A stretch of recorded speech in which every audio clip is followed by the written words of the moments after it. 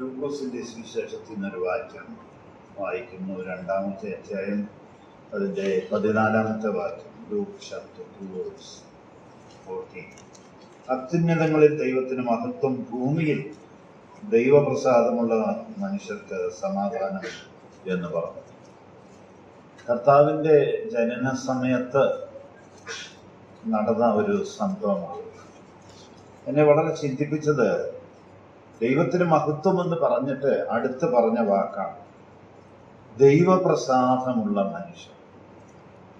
ദൈവത്തെ പ്രസാദിപ്പിച്ച ഒട്ടേറെ ആളുകളെ തിരുവെഴുത്തിൽ പഴയ നിയമത്തിലും പുതിയ നിയമത്തിലും കാണുന്നു. എക്സ്പെഷ്യലി എബ്രായ ലേഖനത്തിലൊക്കെ ധാരാളം കാണുന്നുണ്ട്. വിശ്വാസവീരന്മാര് അവർ ദൈവത്തെ പ്രസാദിപ്പിച്ചവരാണ്.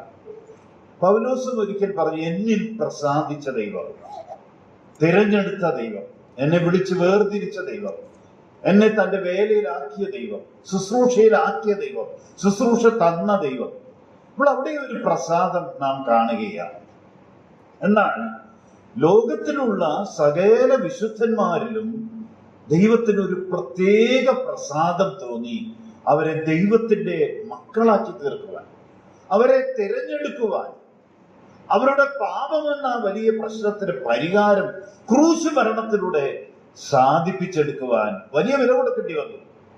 എന്നാൽ നമ്മിൽ പ്രസാദിച്ച ദൈവം, ഇന്ന് രാവിലെ നമ്മൾ ഓർക്കുകയായിരുന്നു, അവൻ ദാസരൂപമെടുത്തു തന്നെത്താൻ താഴ്ത്തി. നമ്മിൽ പ്രസാദിച്ചപ്പോൾ ആ വില കൊടുക്കുന്നതിന്റെ ഒരു ഭാഗമാണ് നാം ചിന്തിച്ചത്. മാത്രമല്ല റോമാലേഖനത്തിൽ നമുക്ക് വായിക്കാൻ കഴിഞ്ഞ കാര്യം അത് തന്നെയാണ്.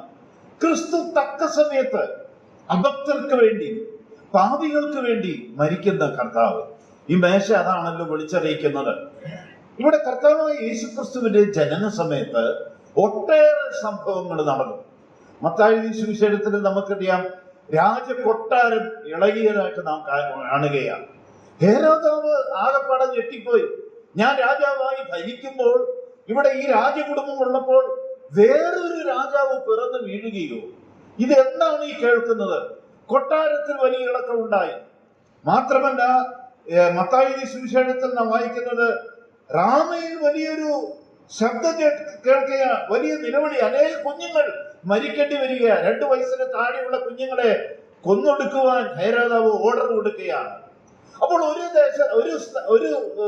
ഒരു സൈഡിൽ വലിയ നിലവിളി, അല്ലെങ്കിൽ ജനം മുഴുവനും ഇളകുകയാണ്, അനേക സ്ത്രീകൾ കരയുകയാണ്. വലിയ ഇളക്കം സംഭവിച്ച ഒരു ജനനമാണ് കർത്താവായ യേശുക്രിസ്തുവിന്റെ ജനനം.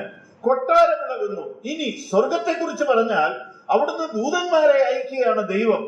ഈ വിദ്വാൻമാരോട് പറയാണ്, നിങ്ങൾ പോയി അവനെ കാണണം, അവനെ നമസ്കരിക്കണം എന്ന് പറയുകയാണ്. മത്തായി സുവിശേഷത്തിൽ നാം അതാണ് വായിക്കുന്നത്. രാജാവായി പിറന്നവൻ എവിടെ? ഞങ്ങൾ അവനെ നമസ്കരിപ്പാൻ വന്നിരിക്കുന്നു. രാജാവായി പിറന്നവൻ എവിടെ?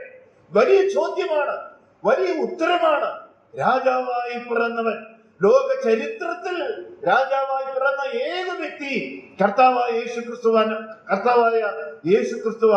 മാത്രമല്ല അവൻ ആദിജാതനാണ്, അവൻ ദൈവപുത്രനാണ്, ദൈവ മനുഷ്യനായി ഈ ഭൂമിയിൽ പിറന്നു വീണതാണ്. വിശുദ്ധനും നീതിമാനുമായ നമ്മുടെ കർത്താവ്, ആരാധനയ്ക്ക് യോഗ്യനായ കർത്താവ്. അവനെ നമസ്കരിക്കാതിരിക്കാൻ സാധ്യമല്ല. ഈ ശിശുവിനെ കണ്ടാൽ, ഈ കർത്താവിനെ കണ്ടാൽ വീണ് നമസ്കരിക്കാതിരിക്കാൻ സാധ്യമല്ല.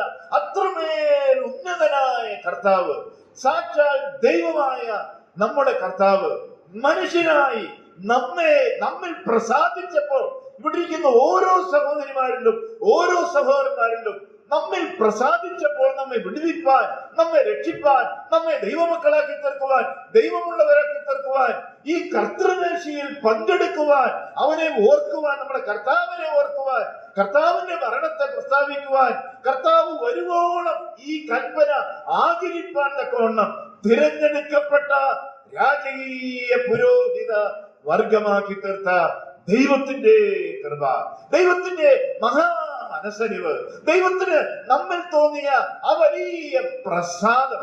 ദൈവത്തിന്റെ പ്രസാദം മനുഷ്യന്റെ പ്രസാദം പോലെയല്ല. മനുഷ്യൻ ദൈവത്തെ പ്രസാദിപ്പിക്കുന്ന പോലെയുള്ള ഒരു പ്രസാദമല്ല. ദൈവത്തിന്റെ പ്രസാദം അത് ദൈവത്തിന്റെ പ്രസാദത. ദൈവം എത്ര ഉന്നതനാണോ അത്ര വലിയ പ്രസാദമാണ് നമ്മോട് അവന് തോന്നിയത്. അതിന്റെ പിൻപിലാണ് ആ വലിയ സ്നേഹം, ആ വലിയ വീണ്ടെടുപ്പിന്റെ വില കർത്താവ് കൊടുത്തത്. ആ വലിയ സ്നേഹം കൊണ്ട് നമ്മെ സ്നേഹിച്ചത് മാത്രമല്ല, നമ്മെ കാണുവാൻ, നമ്മെ തിരഞ്ഞെടുക്കുവാൻ, നമ്മെ ഓരോരുത്തരെയും പേര് ചൊല്ലി വിളിക്കുവാൻ, നമ്മെ അറിയുവാൻ അവന് കർത്താവിന് നമ്മിൽ പ്രസാദം തോന്നി എന്നുള്ളതാണ്. ഇന്ന് രാവിലെ കർത്തൃമേശയോടുകൂടെ കർത്താവിനെ ഓർക്കുമ്പോൾ, ആരാധിക്കുമ്പോൾ ധൈര്യമായി ഓരോ വിശ്വാസിക്കും പറയാൻ കഴിയും, കർത്താവേ, എന്നിൽ അങ്ങയ്ക്ക് പ്രസാദം തോന്നിയല്ലോ. എന്റെ ജീവിതത്തിൽ ഞാൻ കൊടും പാപിയായിരുന്നു. ഞാൻ വിശ്വാസി ആയ തീർന്ന ശേഷം എത്രയോ പാപങ്ങളിൽ ഞാൻ അകപ്പെട്ടു, എത്രയോ പരാജയങ്ങൾ എന്റെ ജീവിതത്തിൽ വന്നു. ഇനിയും എന്റെ ജീവിതത്തിൽ കർത്താവ് വരാൻ താമസിച്ചാൽ ദൈവം എനിക്ക് തരുന്ന ആയുസ്സിൽ ഒരുപക്ഷെ എത്രയോ പരാജയങ്ങൾ വരാൻ സാധ്യതയുണ്ട്. കഴിഞ്ഞ ആഴ്ച, കഴിഞ്ഞ ദിവസങ്ങൾ, കഴിഞ്ഞ മാസം, കഴിഞ്ഞ വർഷങ്ങൾ തന്നെ എത്രയോ പരാജയങ്ങൾ നമ്മുടെ ജീവിതത്തിൽ വന്നുകൂടിയിട്ടുണ്ട്. എന്നിട്ടും അവന് നമ്മിൽ പ്രസാദം തോന്നി നമ്മെ തിരഞ്ഞെടുക്കുവാൻ, നമ്മെ ദൈവമക്കളാക്കി തീർക്കുവാൻ, നമുക്ക് സ്വർഗം തരുവാൻ, പാപത്തിൽ നിന്ന്, ന്യായവിധിയിൽ നിന്ന്, നരകത്തിൽ നിന്ന്, പിശാചിന്റെ അടിമത്തത്തിൽ നിന്ന് നമ്മൾക്ക് മോചനം തരുവാൻ, നമ്മെ വിടുവിക്കുവാൻ, നമ്മുടെ പാപമെന്ന വലിയ പ്രശ്നത്തില് കാൽവരി ക്രൂശിലെ ക്രൂശുമരണം, യാഗമരണം കൊണ്ട് വലിയ വിടുതൽ തരുവാൻ തക്കവണ്ണം എന്നിലും നിങ്ങളിലും പ്രസാദം തോന്നിയ ദൈവപുത്രനായ കർത്താവായ യേശുക്രിസ്തുവിന്റെ മഹത്വത്തിന് മുൻപിൽ വീഴുകയല്ലാതെ, നമസ്കരിക്കുകയല്ലാതെ, നന്ദി പറയുകയല്ലാതെ, ആ കർത്താവിനെ കുറിച്ച് 4 വാക്ക് പറയുകയല്ലാതെ, ആ കർത്താവിന് നന്ദി പറയുകയല്ലാതെ വേറെ ഒന്നും ചെയ്യുവാൻ സാധ്യമല്ല. ഇവിടെയായി വിദ്വാൻമാര് ആ രാജാവിനെ കാണുകയാണ്.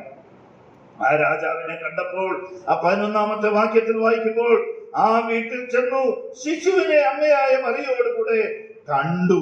രാജാവിനെ കണ്ടു. അവർ അന്വേഷിച്ച രാജാവിനെ അവർ കണ്ടു. നമ്മുടെ കർത്താവായ യേശുക്രിസ്തുവിനെ അവർ കണ്ടു. സെഖര്യാവിന്റെ പുസ്തകത്തിലെ 9-ാം അധ്യായത്തിൽ സൗമ്യനായ രാജാവ്, കഴുത കുട്ടിയുടെ പുറത്ത് കയറി വരുന്ന ആ രാജാവിനെ ആത്മാവിൽ പ്രവചിച്ചപ്പോൾ, ആത്മാവിൽ കണ്ടപ്പോൾ ആ പ്രവാചകൻ എഴുതിയിരിക്കുക സൗമ്യനായ രാജാവ്. അങ്ങനെ ഒരു രാജാവിനെ കുറിച്ച് ഈ ലോകത്തിൽ എങ്ങും പറഞ്ഞു കേട്ടിട്ടില്ല. സൗമ്യനായ രാജാവ് രാജാവായി പിറന്നു, അങ്ങനെ ഒരു കാര്യം കേട്ടിട്ടില്ല. എല്ലാവരും രാജാക്കന്മാരാകുകയാണ്. എന്നാൽ ഇതാ ഈ രാജാവ്, ധന്യനായ ഏകാധിപതിയും രാജാവും കർത്താവും അടുത്തുകൂടാത്ത വെളിച്ചത്തിൽ വസിക്കുന്നവരും മനുഷ്യരാരും കാണാത്തവരും കാണാൻ കഴിയാത്ത വലിയവനായ ദൈവം, നമ്മുടെ രാജാവായി പിറന്നവൻ, ആ രാജാവിനെ അവർ കണ്ടു എന്നുള്ളതാണ്. അവർ കണ്ടപ്പോൾ അവർ വീണ് നമസ്കരിച്ചു. ആരാധന അവിടുന്ന് കടന്നു വരികയാണ്. കർത്തൃമേശ ആചരിക്കുമ്പോൾ, അവനെ ഓർക്കുമ്പോൾ, നമ്മുടെ കർത്താവിനെ ഓർക്കുമ്പോൾ, ആ മരണത്തെ നാം പ്രസ്താവിക്കുമ്പോൾ, ആ മുറിവുകളെ നമ്മൾ ചുംബിക്കുമ്പോൾ താനേ കടന്നു വരുന്ന ഒരു കാര്യമാണ് അവനെ നമസ്കരിക്കുക, അവനെ ആരാധിക്കുക, ആ കർത്താവിന്റെ ആ മഹത്വത്തിന്റെ മുൻപിൽ ഒന്ന് വീണ് കുമ്പിടുക, നമസ്കരിക്കുക. അവര് ചെയ്ത 2 കാര്യം: ഒന്ന്, അവനെ നമസ്കരിച്ചു; 2, നിക്ഷേപപാത്രങ്ങളെ തുറന്നു. രാവിലെ ഇവിടെ ഇരിക്കുന്ന സഹോദരന്മാരോട് ഞാൻ ചോദിക്കട്ടെ, നിങ്ങളുടെ ഹൃദയമെന്ന ആ നിക്ഷേപപാത്രത്തിൽ നിങ്ങൾ എന്തുകൊണ്ടാണ് ഇവിടെ വന്നിരിക്കുന്നത്? ഈ കർത്താവിന് നന്ദി പറയുവാൻ, മഹത്വപ്പെടുത്തുവാൻ, സ്തുതിക്കുവാൻ, അതൊന്ന് തുറക്കുവാൻ. നിന്റെ വായു വിസ്താരത്തിൽ തുറക്കാൻ ഞാൻ അതിനെ നിറയ്ക്കും. ഒന്ന് തുറക്കുവാൻ, എന്റെ കണ്ണൊന്ന് തുറക്കുവാൻ, എന്റെ വായൊന്ന് തുറക്കുവാൻ, എന്റെ ഹൃദയം ഒന്ന് തുറക്കുവാൻ, എന്റെ നിക്ഷേപത്തിൽ നിന്ന് ഞാൻ ഒരുക്കിക്കൊണ്ടുവന്ന ആ സ്തുതി സ്തോത്രങ്ങൾ ആ തൃപ്പാദത്തിൽ സമർപ്പിക്കുവാൻ. ഇവിടെ നാം വായിക്കുന്നത്, നിക്ഷേപപാത്രങ്ങളെ തുറന്ന് പൊന്നും മുരുകുതിരുക്കവും കാഴ്ചവെച്ചു. ആരാധനയ്ക്ക് യോഗ്യനായ നമ്മുടെ രാജാവായ കർത്താവ്, നമ്മിൽ പ്രസാദം തോന്നിയ കർത്താവിനെ നമുക്ക് നന്ദി പറയാം, നമുക്ക് ആരാധിക്കാം, ഓർക്കാം, മരണത്തെ പ്രസ്താവിക്കാം, മുറിവുകളെ ചുംബിക്കാം, തൃപ്പാദത്തിൽ വീട് നമസ്കരിക്കാം. ദൈവനാമം ഇന്നും എന്നേക്കും വാഴ്ത്തപ്പെടുമാറാകട്ടെ. ആമേൻ.